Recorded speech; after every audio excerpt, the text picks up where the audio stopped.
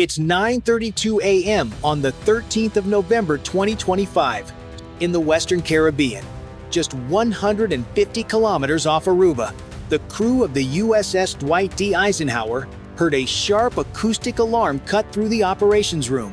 A foreign submarine had just lit them up with active sonar, the underwater version of shining a flashlight straight at someone in a dark room.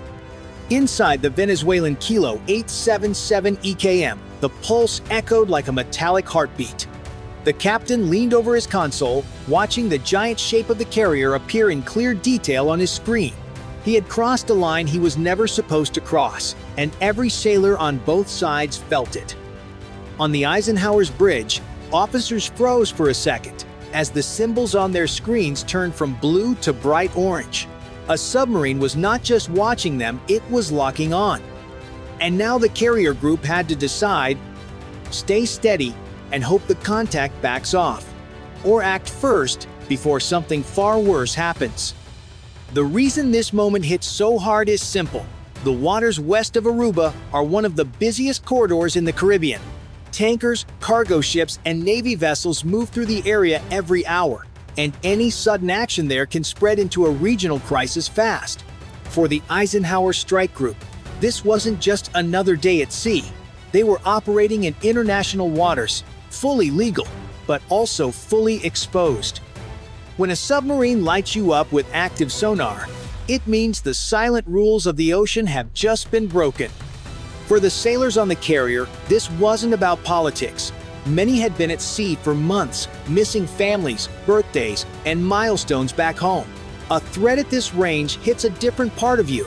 You feel it in your stomach before your mind catches up. One wrong interpretation, one misunderstanding, and a ship carrying thousands of Americans could be in danger within seconds. On the Venezuelan side, the pressure was just as real. Their submarine force is small, and exercises are their chance to prove relevance in a region where U.S. assets dominate the map. For the captain of the Kilo, spotting the Eisenhower was both a test and a temptation. The ocean around him was noisy, full of shipping, traffic, and thermal layers that distort sound. In that chaos, he interpreted every echo as a potential threat, even when the carrier was simply following a standard patrol route to support freedom of navigation. This slice of ocean matters for reasons far larger than two vessels crossing paths. It sits near oil routes, disputed economic zones, and the edges of multiple intelligence networks. Every major radar in the region watches it. Every country with interests in the Caribbean studies it. A single misread signal can pull in destroyers, aircraft, and foreign allies before anyone has time to think twice. That is what made November 13 a dangerous day. Both sides believed they were acting defensively, but defense under stress can look a lot like offense. Moments like this always split opinions. So if you were in that command room, would you hold steady or prepare to strike? Press 1 or 9 inches the comments so we can see how you'd react under pressure. The first warning came as a sharp tone rising through the Eisenhower sonar room. A Venezuelan submarine had shifted from passive listening to active sonar, and the carrier systems caught it instantly. On the main display, the contact symbol flickered, brightened, and locked into orange. That meant one thing: the submarine had eyes on them and wanted them to know it. Inside the operations center, the air tightened. Operators leaned closer. One petty officer muttered, "Kilo class signature, no doubt." The watch commander reacted fast. "Verify range, verify depth, confirm intent." Routine orders, but heavier now. 2 decks below, the acoustic team worked quickly. A young technician lifted her headset, listening for faint differences in the echoes. "Strong return, consistent hull outline. That's real," she said, marking the data. A few miles away, deep underwater, the Venezuelan Kilo felt the reaction. The ocean carried every vibration. The crew heard the thud of U.S. countermeasures, metal canisters dropping and filling the water with false echoes. "Multiple contacts. Can't isolate the carrier," the operator said, adjusting dials with sweating hands. Back on the Eisenhower, Captain Sarah Klein stepped into the control room. "Talk to me," she said. Her tenno pointed at the tactical screen. "Single Kilo class. Active sonar confirmed. No torpedo launch detected. Klein didn't hesitate. Launch the Seahawks. Prep the second pair. On the flight deck, two MH-60R helicopters were already spinning up. Deck crews moved fast under the rotor wash, securing gear and guiding them forward. The pilots received coordinates just as their wheels lifted. Below the surface, the Kilo's captain watched his clean target picture fall apart. The American countermeasures were working too well. Afraid they were masking an incoming attack, he changed course. Take us deeper. 250 meters. Slow to silent speed. The hull groaned as pressure rose, but silence was his only shield. The Eisenhower tracked the move instantly. The submarine's course shift drew a curved red line on the plotting board. "He's diving," an analyst said. "Trying to disappear." Klein nodded. "He won't." The Seahawks reached their stations fast. They deployed sonar buoys, each sending crisp pulses into the dark water, forming a net around the Kilo. Operators in the helicopters listened in tight focus.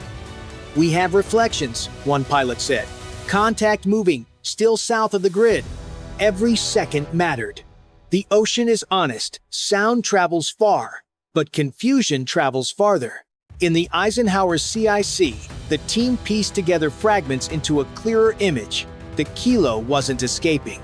It was maneuvering. And that meant this wasn't over. Not even close.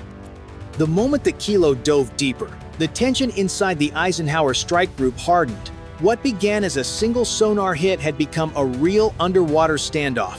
The carrier slowed slightly to steady its sensors, while the destroyers widened their arcs to form a moving barrier.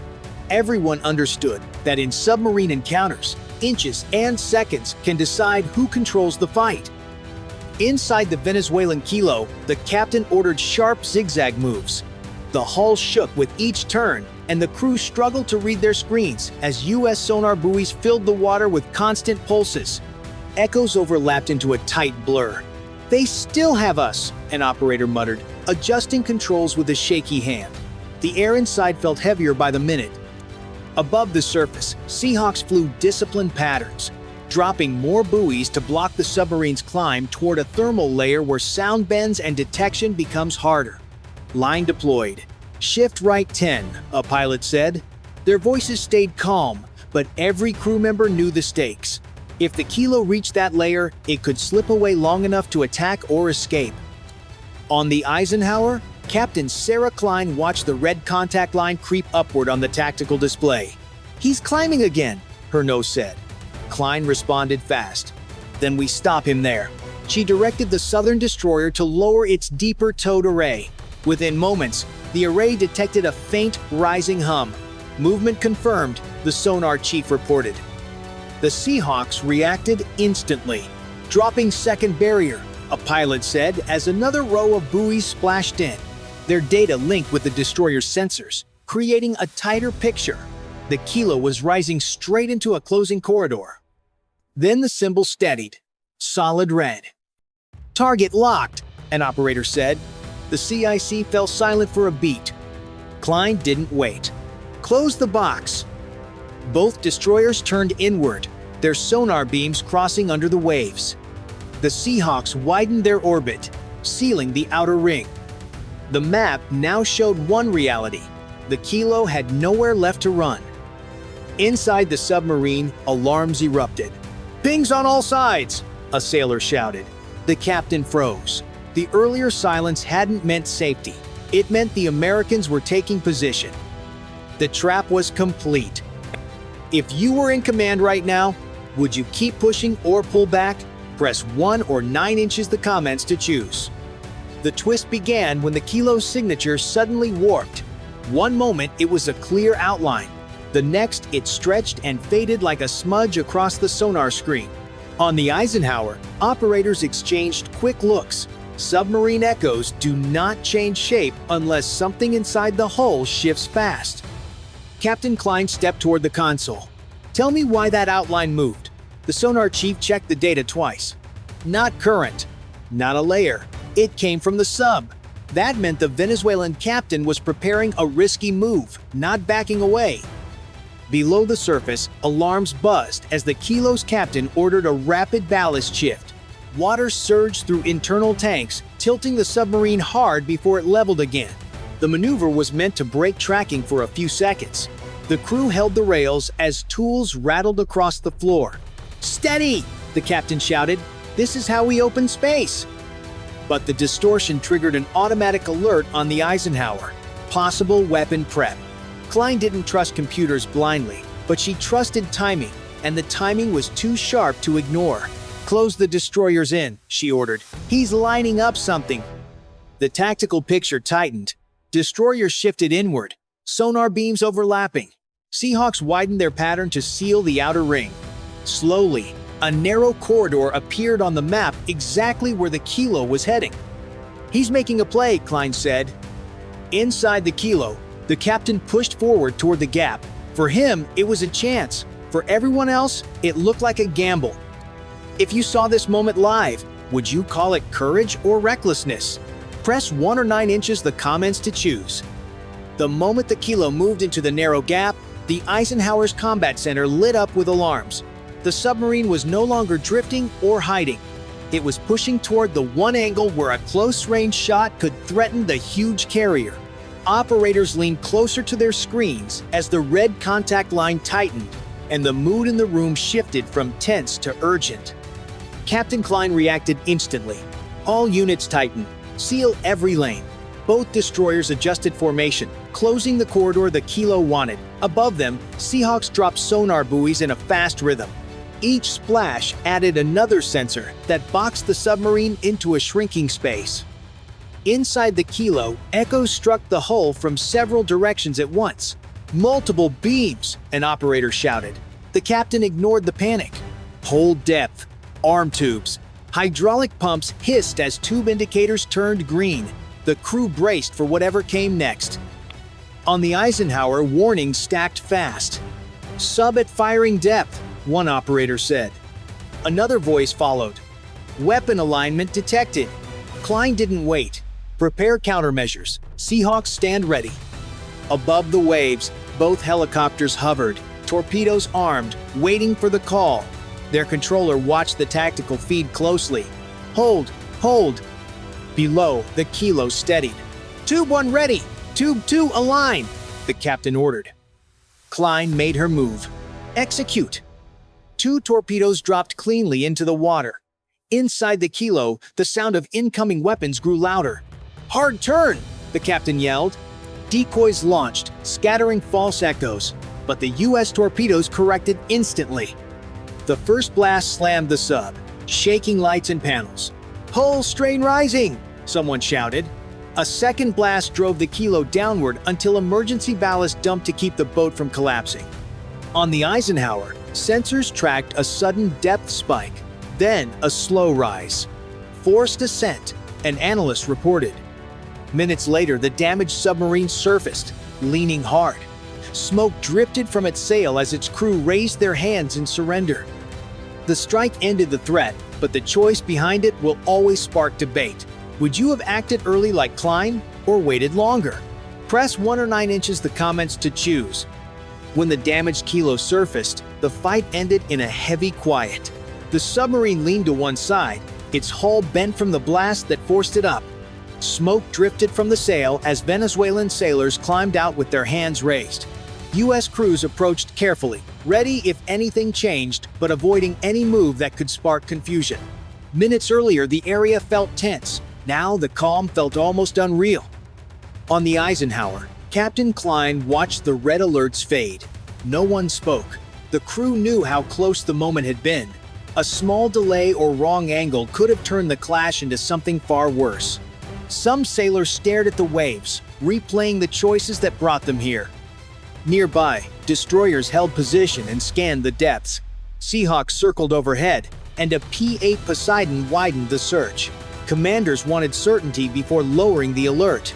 After such a close call, no one wanted hidden surprises.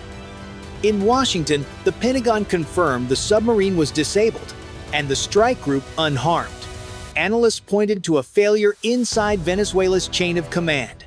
One captain had pushed the region toward crisis without authorization. For the U.S. Navy, it reinforced why readiness matters. Inside Venezuela, the shock was immediate. Losing a Kilo-class submarine, one of their few advanced platforms, left a major gap. Commanders struggled to explain how a routine exercise turned into a clash with a U.S. carrier. Evidence showed the sub had targeted a ship operating legally in international waters. Strategists across the region examined the event. It exposed communication failures, foreign advisor influence, and the risks of unclear orders. The lesson was clear: a misunderstanding at the wrong moment can push nations toward conflict faster than diplomacy can slow it.